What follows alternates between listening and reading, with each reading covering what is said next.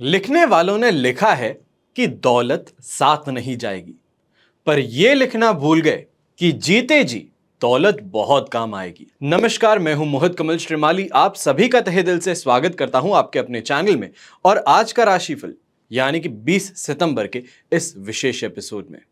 साथ ही साथ आप सभी को बधाई और शुभकामनाएं भी देना चाहूंगा जिनका आज जन्म दिवस है, मैरिज एनिवर्सरी है या कोई विशेष यादगार दिन है। तो आइए सबसे पहले बात करते हैं आज के पंचांग की। आज तारीख 20 सितंबर 2022 है और दिन मंगलवार का है।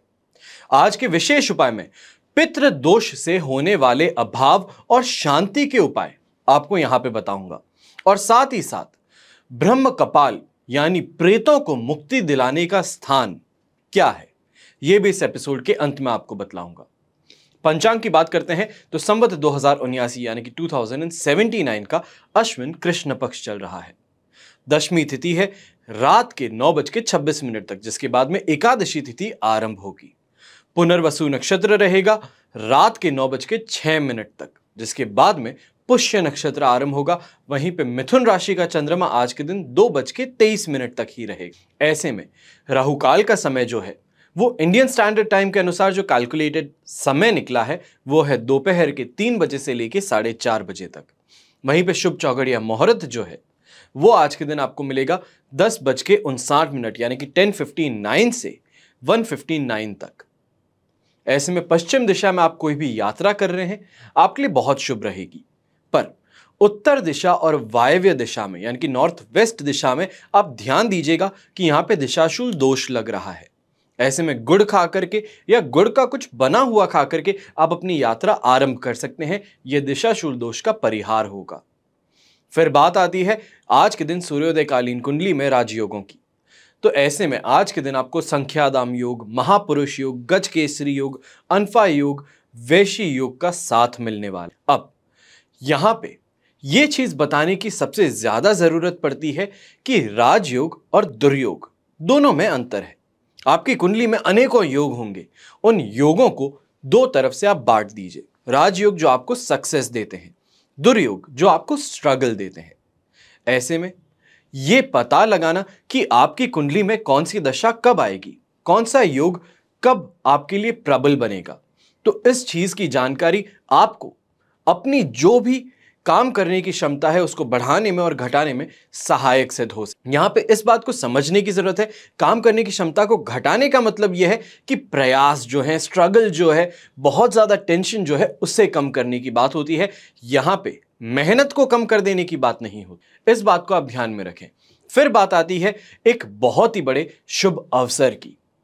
जैसे कि आप सभी जानते हैं कि 25 तारीख से हटा दिया,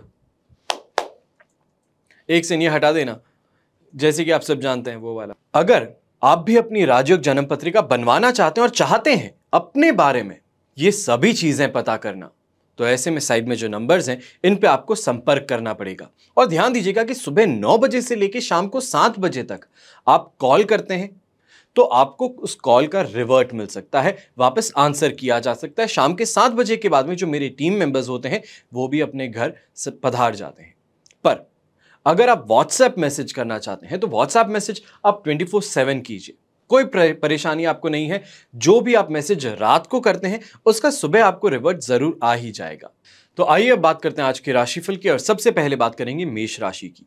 मेष राशि के लिए राशि भाव से 3rd हाउस में चंद्रमा स्थित है, वहीं पे मित्र तारा का 7 और अष्टक वर्ग में 28 डॉट्स। ओवरऑल सिचुएशन 100% पॉजिटिव जरूर बना रहे हैं, पर दोपहर के 2:30 बजे के बाद में ये सिचुएशन आपके लिए सिर्फ और सिर्फ 67% सपोर्ट की बन जाएगी। ऐसे में सुबह के समय में या ये बोला जाए कि फर्स्ट हाफ के अंदर अच्छी कमाई होना, हेल्थ वाइज सब कुछ बहुत अच्छा रहना, कोई माइनर एलर्जी के तौर पे भी आप परेशान ना हो, ये सब चीजें आपको देखने को मिलेगी। और हर किसी के साथ में बड़े ही अच्छे से, बड़े ही प्यार से आपकी हर चीज स्वीकारी जाएगी और कर ली जाएगी। पर दोपहर के बाद में कहीं ना कहीं पे हेल्थ वाइज आपको परेशान ज्यादा होना पड़ सकता है। कोई ऐसी दवाई लेने के कारण नींद बहुत ज्यादा आना या फिर काम में मन ना लगना, ये शिकायत आप कर सकते हैं। कहीं ना कहीं पे ये भी जरूर आज के दिन आपको महसूस होगा कि सुबह के समय में जो आप कमाई कर रहे थे, शाम के समय में वही सब कमाई आपको खर्च कर देनी पड़े। शुभ रंग ऐसे में रहेगा आपके लिए ग्रीन कलर, शुभ अंक रहेगा नंबर 3। अब बात करते हैं वृषभ राशि की। वृषभ राशि के लिए राशि भाव से सेकेंड हाउस में चंद्रमा है, प्रत्यारी तारा का साथ और अष्टक वर्ग में 23 डॉट्स हैं। ऐसे सिचुएशन 2:30 तक दोपहर के आपके लिए यहां पे सिर्फ और सिर्फ 33% सपोर्ट की बनती है। पर 2:30 के बाद की जब आप बात करेंगे तो थर्ड हाउस में चंद्रमा जा चुका होगा और वहां पे 67% पॉजिटिविटी आपको देखने को मिलेगी। तो यह कहा जाएगा कि सुबह के समय में शत्रु आप पर ज्यादा हावी होंगे। आप जो काम करने की कोशिश कर रहे हैं उसके अंदर बार बार आपको विघ्न फेस करने पड़ सकते हैं और कहीं ना कहीं पे डिससैटिस्फैक्शन वाली जो फीलिंग है, फ्रस्ट्रेशन वाली जो फीलिंग है, वो आपके ऊपर हावी ज्यादा होगी। ऐसे में गलती से भी सामने कोई महिला आ जाए तो बहुत ही ज्यादा अपने आप को कंट्रोल करके रखने की जरूरत पड़ेगी। क्या बोल रहे हैं, क्या कर रहे हैं, उसके अंदर बहुत ज्यादा आपको कंट्रोल करना पड़ेगा, वरना उनके हाथों से अपमानित होना पड़ सकता है। पर दोपहर के 2:30 के बाद में जहां पे शत्रु आपके ऊपर बहुत ज्यादा हावी हो रहे थे, आपको अब मौका मिल सकता है वापस हावी होने का या फिर उनसे बहुत ही इजीली बच करके बाहर निकलने का। जो मेंटल डिससैटिस्फैक्शन की बात हो रही थी या फिर महिलाओं के हाथों अपमानित होने की बात हो रही थी, उस चीज से भी आप काफी ज्यादा हद तक सिक्योर हो जाएंगे, अच्छी कमाई भी कर पाएंगे। और अगर कोई यात्रा पे निकलना चाहते हैं, कहीं बिजनेस टूर पे निकलना चाहते हैं, तो उसके लिए भी बहुत बहुत अच्छा समय आपके लिए होगा। शुभ रंग ऐसे में रहेगा आपके लिए पिंक कलर, शुभ अंक रहेगा नंबर 2। अब बात करते हैं मिथुन राशि की। मिथुन राशि के लिए राशि भाव में ही चंद्रमा है जो काफी ज्यादा पॉजिटिविटी आपको प्रदान कर रहा है। ऐसे में विपत्त तारा का साथ होना, अष्टक वर्ग में 34 डॉट्स मिलना आपको यहां पे 67% तक पॉजिटिविटी देने का काम कर रहा है। पर दोपहर के 2:30 के बाद में आप बोल सकते हैं कि 70% सपोर्ट की सिचुएशन बन सकती है, पर ज्यादा डिफरेंसेस आपको दोनों ही समय में देखने को नहीं मिलने वाले हैं। जहां पे कॉन्फिडेंस आपका बहुत ज्यादा अच्छा होगा, वहीं पे हेल्थ वाइज कोई आपको समस्या से परेशान नहीं होना पड़ने वाला। ऐसे में अच्छी कमाई हो, घर वालों का साथ मिले, उनकी एक्सपर्टीज या उनकी ओपिनियन से आपके बहुत मुश्किल काम बड़े ही आसान बन जाएं, ये सभी चीजें आपको देखने को मिलेगी। और घर परिवार में एक बहुत ही अच्छा एनवायरनमेंट, पॉजिटिव एनवायरनमेंट जिसे बोला जाता है, वो आपको देखने को मिलेगा। और अगर घर के अंदर ऐसे समय में पितृ शांति के लिए आप कोई भी उपाय करें तो बहुत ही ज्यादा आपको उससे शुभता जरूर महसूस होगी। शुभ रंग ऐसे में रहेगा आपके लिए रेड कलर, शुभ अंक रहेगा नंबर 1। अब बात करते हैं कर्क राशि की। कर्क राशि के लिए राशि भाव से 12th हाउस में चंद्रमा है जो नेगेटिव माना जाता है और वध तारा का साथ मिलना इस नेगेटिविटी को और ज्यादा यहां पे स्ट्रॉन्ग करता है। अष्टक वर्ग में 36 डॉट्स मिलने से यानी कि बहुत बहुत अच्छा आपको सपोर्ट मिल रहा है, जिस कारण मैं बोल सकता हूं कि 40% का सपोर्ट तो आपको मिल जाएगा। पर यह 2:30 तक की बात है। 2:30 के बाद में जब आप बात करेंगे तो कर्क राशि का चंद्रमा हो चुका होगा और ऐसे में आपके राशि भाव में चंद्रमा होने पर यह सपोर्ट जो है, यह सपोर्ट हट करके पॉजिटिविटी आपको मिलनी शुरू करेगी और जो होगी 80% की।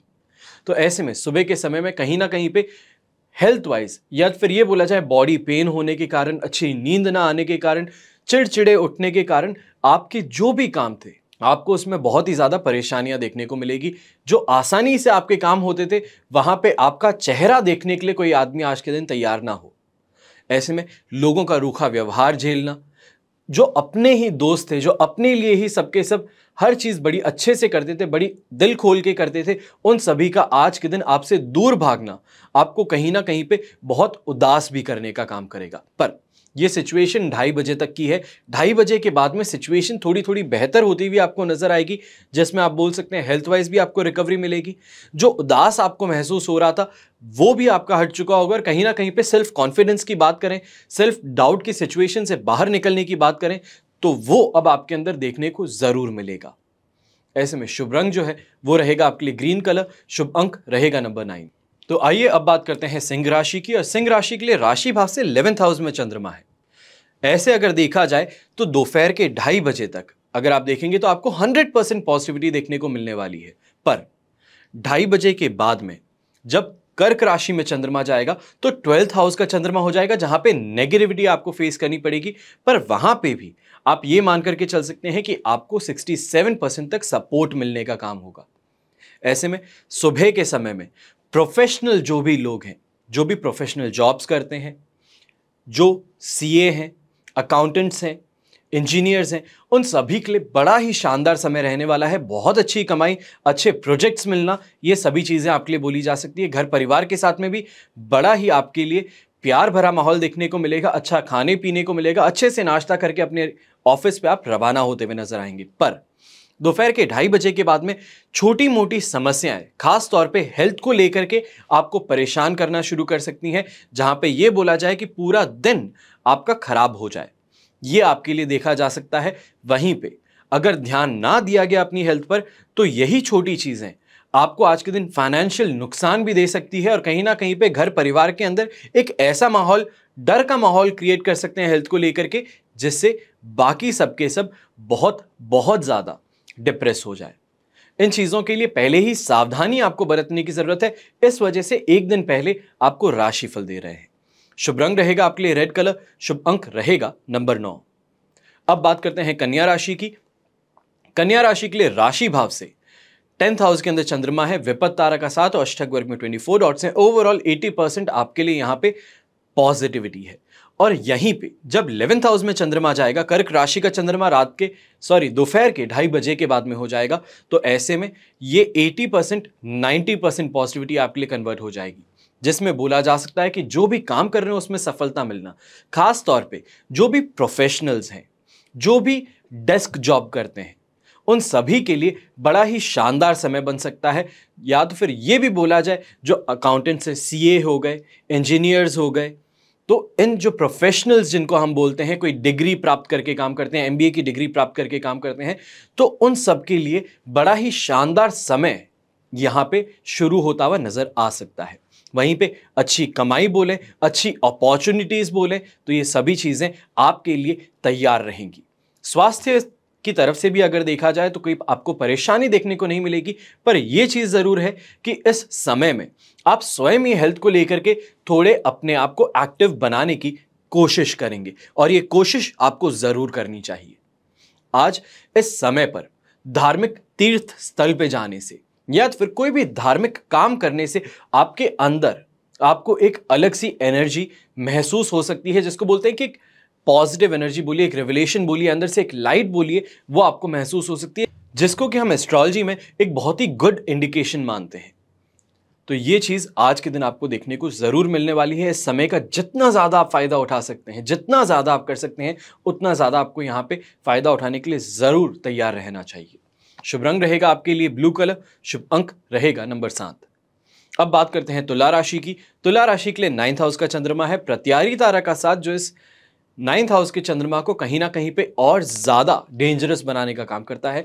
पर वहीं पे अष्टक वर्ग में 23 डॉट्स 2:30 बजे तक दोपहर के आपको यहां पे सिर्फ और सिर्फ 20% सपोर्ट देते हुए नजर आएंगे, जिसके कारण बोला जा सकता है कि गुस्से के कारण हाथापाई हो जाना, चिल्ला चोट मचा लेना, किसी के साथ में झगड़ा हो जाना, खुद के कपड़े या फिर खुद की बॉडी पर कोई मार्किंग ऐसी आ जाना, या फिर पुलिस के केस के अंदर आपको यहां पे परेशानी देखने को मिल सकती है। पर यह सिर्फ इस कारण कि अगर गुस्सा आप बहुत ज्यादा करते हैं, तो अगर नहीं करते हैं तो ऐसे में कहीं ना कहीं पे नुकसान उठाने की सिचुएशन आपके लिए बन सकती है।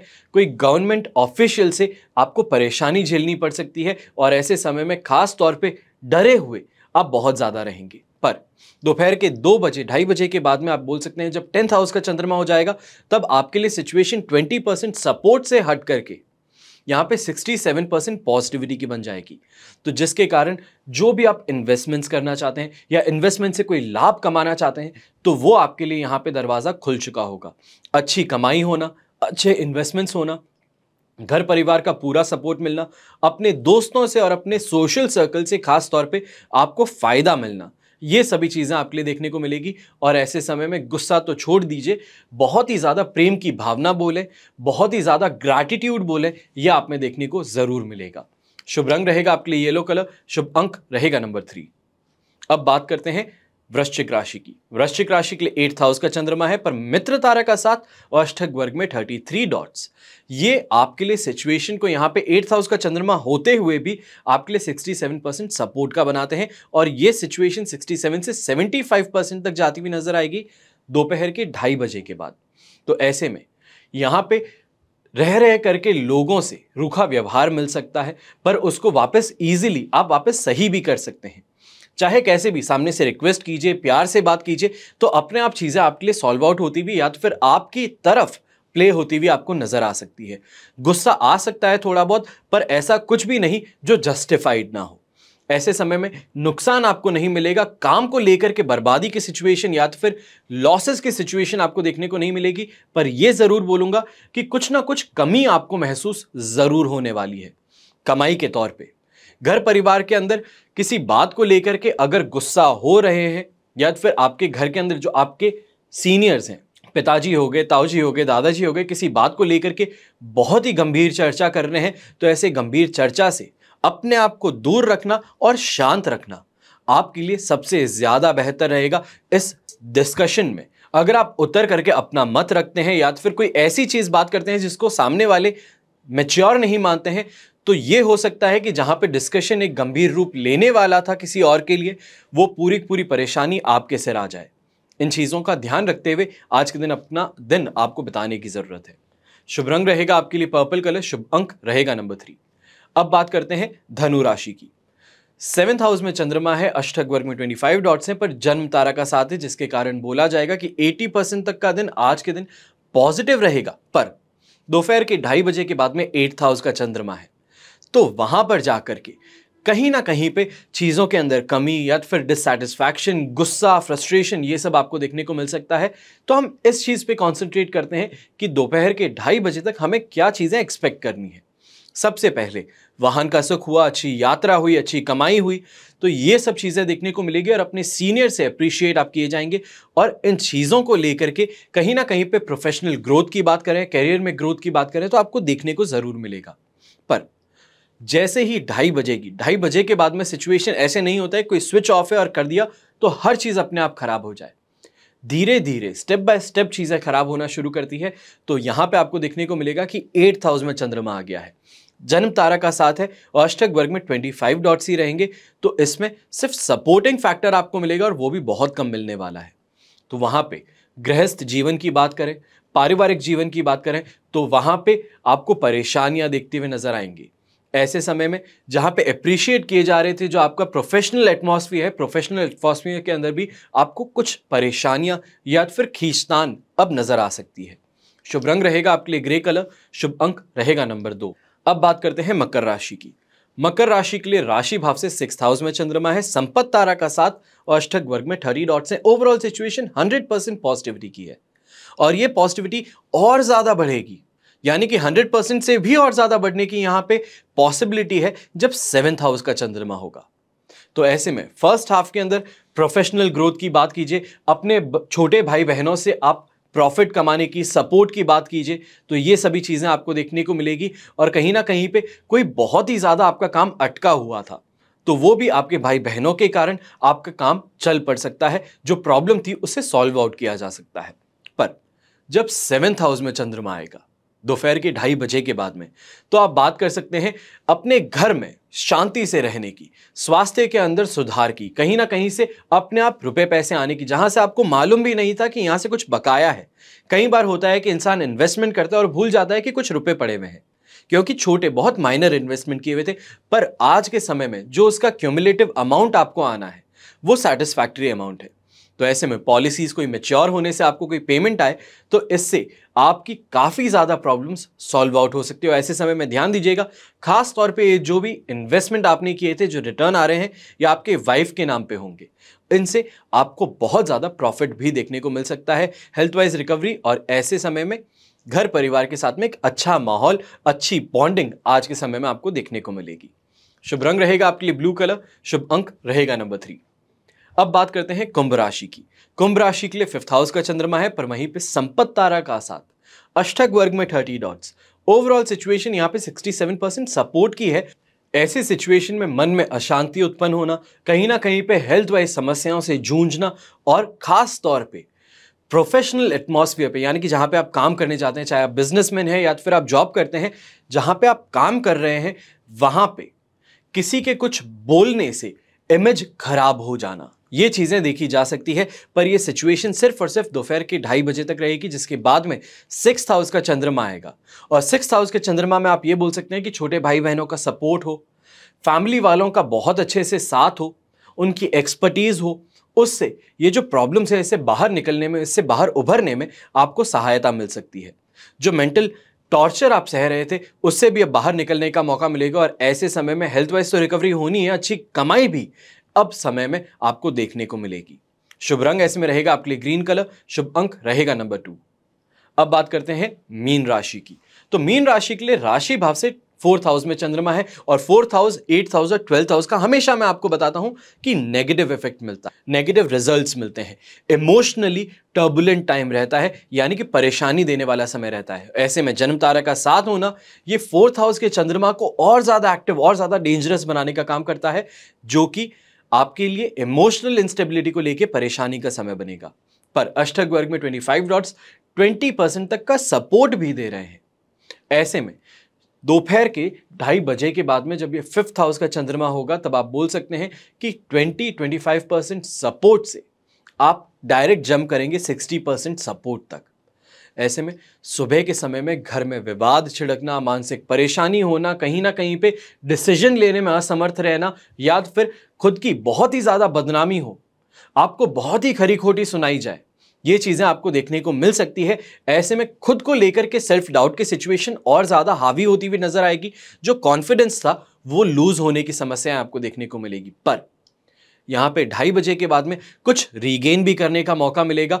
काम के अंदर वापस कुछ स्पीड आपको देखने को मिलेगी, रोड टू रिकवरी देखने को मिलेगी, कमाई कुछ तो करके जरूर लौटेंगे। ये चीज जरूर आपको देखने को मिलेगी कि सुबह के समय में जो डिप्रेसिव थॉट्स थे या फिर खुद के अंदर या खुद को लेकर के जो बड़ी ही असमंजस्य की सिचुएशन बन रही थी, वो अब यहां पे जाकर के रिकवर हो रही है, वापस एक अपने नेचुरल एलिमेंट में आने का आपको मौका मिल रहा है। ऐसे में शुभ रंग रहेगा आपके लिए रेड कलर, शुभ अंक रहेगा नंबर 1। ये तो हुई बात आज के राशिफल की। आइए बात करते हैं आज के विशेष उपाय की कि पितृदोष से होने वाले अभाव और शांति के उपाय क्या है। तो पितृदोष से होने वाले अभावों के बारे में सबसे पहले बात करते हैं। संतान ना होना, वंश का आगे ना बढ़ना, धन की लगातार हानि होना, नुकसान होना, घर में झगड़े रहना, मानसिक अशांति बने रहना, भूत प्रेत और बाधा का ना हटना, दरिद्रता घर में बनी रहना, मुकदमे यानी कि कोर्ट केसेस में आप उलझे रहें और लगातार घर में किसी का बीमार रहना। उसके अलावा घर के अंदर जो युवती है यानी कि आपकी जो बेटी है उनका विवाह ना होना, ये सभी पितृ दोष के यहां पे अभाव जो होते हैं वो आपको बताया हूं। पर इन सभी अभावों में से एक ना एक बाधा पितृ दोष के कारण बनी ही रहती है।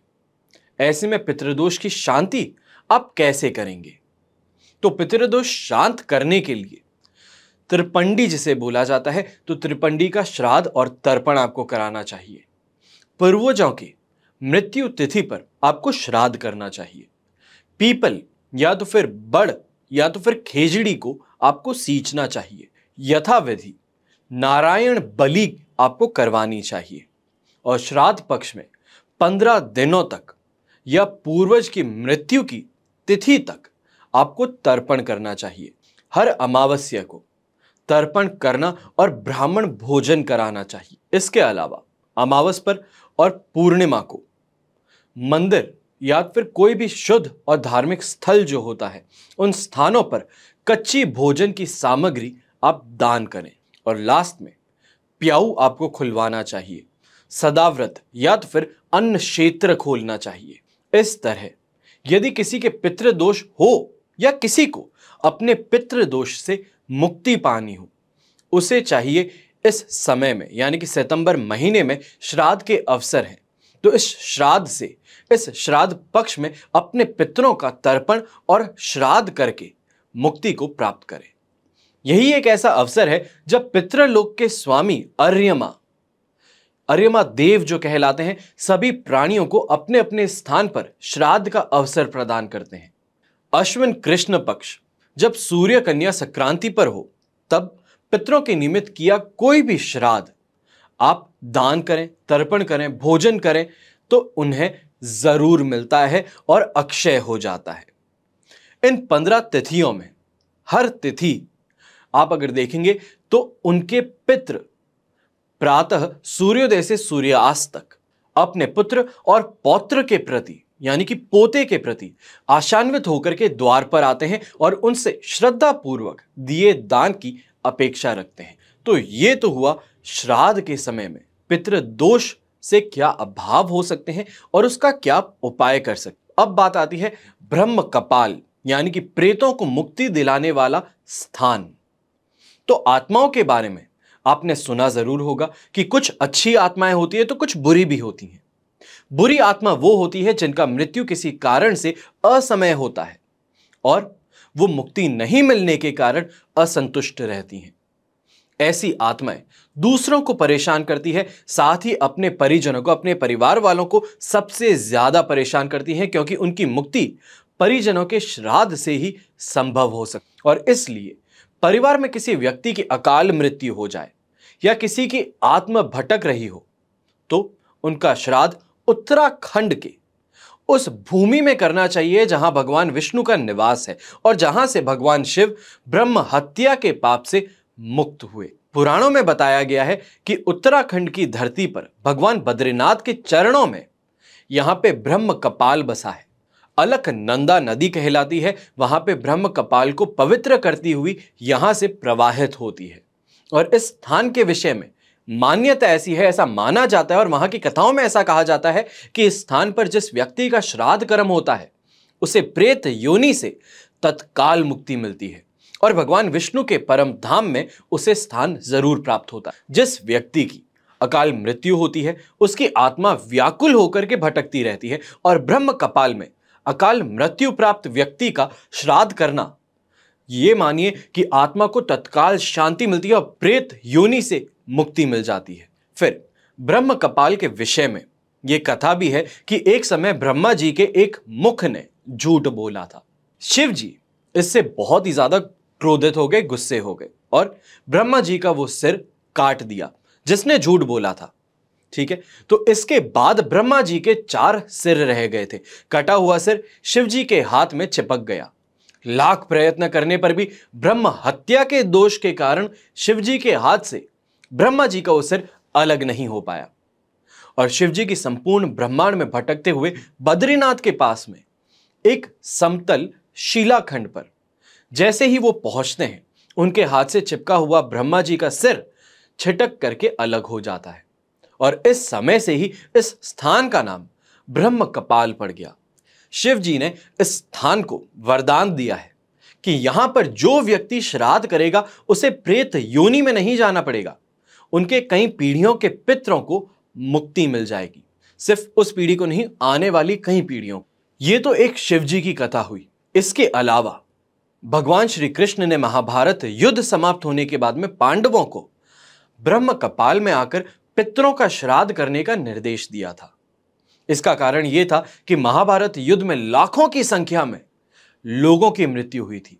कई लोगों का विधि पूर्वक अंतिम संस्कार भी नहीं हो पाया था। तो ऐसे में अतृप्त आत्माएं, उनको संतुष्ट करना आवश्यक हो गया था और इसलिए भगवान श्री कृष्ण की आज्ञा मान करके पांडव बद्रीनाथ की शरण में आए और ब्रह्म कपाल में पितरों को और युद्ध में मारे गए सभी व्यक्तियों के आप वहां पे आके श्राद्ध किए। इसके लिए कहा जाता है कि अकाल मृत्यु के कारण प्रेत योनि में कोई भी गए पितृ को मुक्ति मिल गई और पांडव कुशलता पूर्वक हस्तिनापुर साम्राज्य का संचालन करने में फिर से सफल हुए।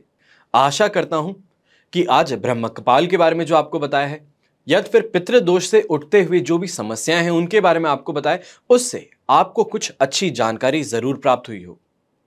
आप में से जो कोई भी उपाय करना चाहते हैं पितृदोष के, सबसे आसान उपाय होते हैं।